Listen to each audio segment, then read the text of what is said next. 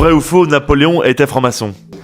Alors, Napoléon n'était pas franc-maçon, ou du moins il était très improbable qu'il soit franc-maçon. Disons que la philo, c'était pas son truc.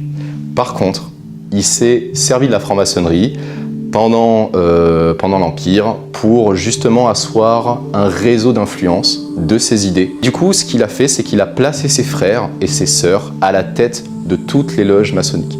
Donc on a Caroline Bonaparte qui était franc-maçonne, qui était à la tête des loges d'adoption, des loges féminines. On a sa femme, Joséphine de Beauharnais, qui était franc-maçonne. Ses frères, Lucien, Joseph, son père, enfin bref, tout le monde était franc-maçon dans sa famille. Mais alors, est-ce qu'il y a d'autres illustres francs-maçons que vous connaissez? Ouais, donc il y en a plein des francs-maçons qui ont illustres, si on peut dire. Donc il y a par exemple Mozart, il y a par exemple Johann Goethe, tous les Américains qui ont fondé les États-Unis. Donc Benjamin Franklin, George Washington, lorsqu'il crée la ville de Washington, il pose la première pierre, il le fait en tablier maçonnique.